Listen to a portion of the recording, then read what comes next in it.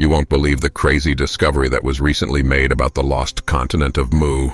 For years, tantalizing stories have been told and questionable theories have been made about this lost continent.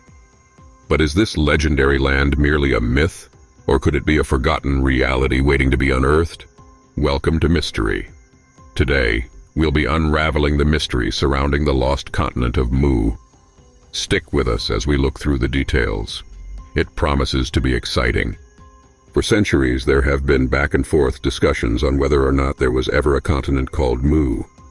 However, to understand why there are so many arguments, we have to start from the very beginning. In the early 19th century, the land of Mu appeared for the first time in the works of a British-American antiquarian called Augustus Le Plongeon. The antiquarian had been studying the ruins of an ancient American civilization known as Maya. There, he discovered an ancient text, the Popol Vuh, which told the stories of the ancient people. Using Spanish as a guide, he translated the texts and uncovered what he believed to be tales of an even older continent. Le Plongeon named the continent Mu after reading Charles-Étienne Brasseur de Bourbourg's misinterpretation of the Madrid Codex, one of the ancient texts of the Mayan civilization, in which he called a land that had been ruined by a catastrophe Mu. Le Plongeon also claimed that the Lost Land had once existed in the Atlantic Ocean even before the Atlantis, and that the civilization of ancient Egypt could be traced back to the continent because Queen Mu, the founder of the civilization, was a supposed refugee from the demised land. Intriguing, but was he right? After Le Plongeon's revelation, Mu became a subject of interest. Folklore and myths about the supposed ancient lands came to light, and it was difficult to decipher which of the stories were true. However, things took an impressive turn when James Churchward released a series of books about the mysterious lost continent titled The Lost Continent of Mu. The British author revealed that while he was a soldier in India, he had befriended a high-ranking priest who showed him some ancient tablets that bore texts written in Nagamaya language, popularly known as Nakal.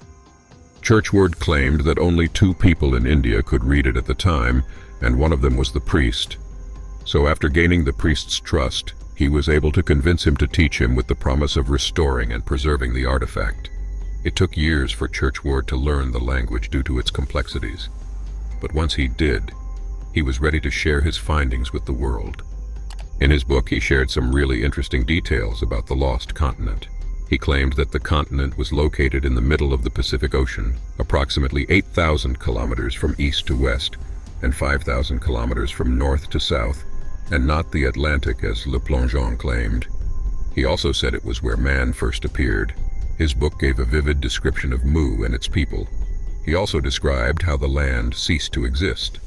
The tale goes that the continent was initially flat with rivers, massive plains, and large bays. With over 64 million residing and several tribes present, Mu was indeed a great civilization. It had proper government structure and was unanimously ruled by a supreme solar deity called Ra. But as time went by, catastrophe struck. Several cataclysmic events occurred in which the land was lifted above sea level as a result of the expansion of underground volcanic gases. These gases later led to the final destruction of the land as its highly explosive nature caused the island to explode, crumble, and sink. Sounds like a feasible occurrence, right? Yeah, Churchward had evidence to back it up. Churchward agreed to Le Plongeon's claim that Mu was the origin for the great Egyptian civilization. However, he went further to connect it to other civilizations like India, Greece, Burma, Central America, even Easter Island. As evidence, he cited ancient symbols from across the globe, like the relation of the earth and the sky and the significance of the sun in these civilizations.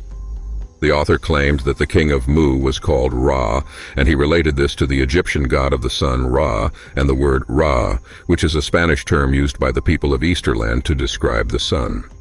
Based on his research, ancient lands and countries like Babylonia, Egypt, and Peru also used the sun as a universal symbol just like Mu. He also shared that the details about its specific locations were due to the similarities between the architectural styles of the Mu civilization and that of regions close to the Pacific. Such are the monuments of Nan Madol built over the island of Pohnpei.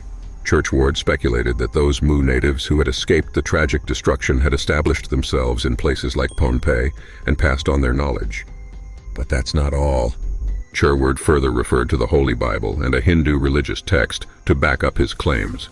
According to him, Moses was trained by the Nakal people of the Mu civilization in Egypt, and from the Hindu text, he referred to the historian Valmiki's statement, which describes the Nakals coming into Burma from the land of their birth in the east, which is in the direction of the Pacific Ocean. Although his evidence was feeble, other antiquarians backed up his claim through their own findings. In 1882, John Newbrough wrote a book titled Oaspe, A New Bible, in which he included a map of the earth in antediluvian times, that is, before the Great Flood recorded in the Bible. The map showed an unknown continent situated in the northern Pacific. Although Newbrough called this continent Pan, many have agreed that if Mu did exist, Mu and Pan should be the same, because how many continents could have existed in the same spot at the same time? However, Newbrough added a new twist to the narrative by claiming the continent, which disappeared over 24,000 years ago, will rise again and be inhabited by a race known as the Pan. It didn't end there. Another man named Louis Jacoliot, who specialized in the translation of Sanskrit and famous for being an occultist, also wrote about a lost land. Now Jacoliot called the land Rutas, not Mu or Pan, but he placed the location of the continent in the Pacific Ocean and referred to it as a predecessor of the Kingdom of Atlantis. His claims made it easy to assume that he was still talking about the same lost continent. In recent times, there have been more theories and speculations regarding the continent. The founder of the Turkish Republic, Ataturk, went through Churchward's work and came to believe that Mu might be a possible location of the original homeland of the Turks. The theosophist William Scott Elliot, who studied lost continents and ancient civilizations, came up with a theory that the events that finally destroyed Mu started 800,000 years ago and continued until the final catastrophe, which occurred in precisely 9,564 BC. These claims were supported by another Mu enthusiast, James Bramwell. The renowned Japanese geologist Masaki Kimura also came up with claims after studying the underwater features of the Yonaguni Island, Japan.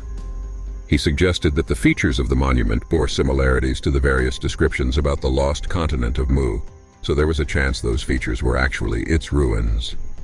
Coincidentally, around that period, ancient human bones were found in that same location.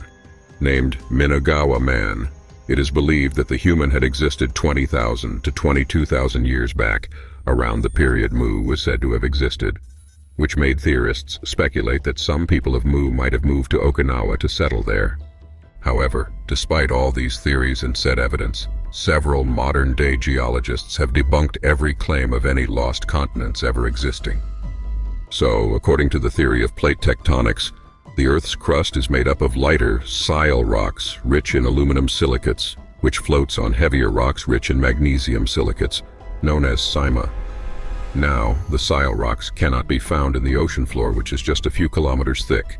The so-called continent would be huge, solid blocks, tens of kilometers thick, and since they will float on the sima, just like icebergs float on water, an earthquake that will result in its sinking can't happen. Although scientists have confirmed that continental drift and seafloor spreading can alter the shape and position of continents and even break the continents into two or more pieces, the process is incredibly slow. It takes hundreds of millions of years for the strong sima, which the continent is anchored to falter, and several evidence shows that the continents and ocean floors have not changed their position nor shape since the beginning of time. Besides that, Martin Gardner, known for his scientific skepticism, has suggested that there is no concrete proof to show that an event that could cause a destruction of that magnitude has occurred. Moreover, if something of that sort happens, there ought to be a huge mass of sile rocks deposited somewhere in the oceans, and several oceanographers have made use of the technology available to them to scour the length of the ocean beds, but nothing related to Mu has been found. In the 1930s, Alfred Matreau explored the Easter Islands, and from his studies and findings he debunked Churchward's claims that the land was the vestige of the submerged continent. 60 years later, archaeologist Stephen Williams brought up strong proofs to destroy the British author's claims. George Stein also tagged Churchward, a science fiction writer who spun tales to garner an audience. However, what set fire to all the claims was the declaration made by Brian M. Fagan that the translations of the tablets and Mesoamerican documents Churchward used as resources were completely inaccurate. But there might be an iota of truth in their claims, don't you think? In the present day, most people don't believe in the existence of the lost continent due to the absence of solid geological or archaeological evidence. The maps and other artifacts presented have been proving to be mostly fakes. For instance, the famous Piri Reis map that is often cited as evidence for the continent's existence is nothing but a compilation of tweaked versions of 16th century European and Arab maps. The well-established scientific theories such as continental drift and plate tectonics makes it harder to assume that Churchward and others might be right. History has also told us that approximately 200 million years ago, all the continents were under a supercontinent called Pangaea before breaking off to become fragments. None of the fragments sounds anything like Mu. As for the similarities in culture and language among the peoples of Oceania, the Americas, and Asia, it's easy to assume that it might be because they stem from a unified civilization. But in reality, there are other explanations. These similarities can be due to mutual influences over the centuries, contacts, and migrations. However, one cannot help but ponder if there might be evidence about this lost continent yet to be found. If the theory was postulated by one person, it could be easy to chalk it down as a figment of his imagination. But many people shared this theory and they each had their sources. So should we just ignore it and call it a myth? Or is it a reality waiting to be found? Alright friends, make sure to hit that subscription button so you won't miss out on our future historical explorations. And most importantly, share your thoughts in the comments. Your opinions matter in this quest to unravel historical mysteries. Thank you for joining us today on Mystery, where the past unravels its secrets.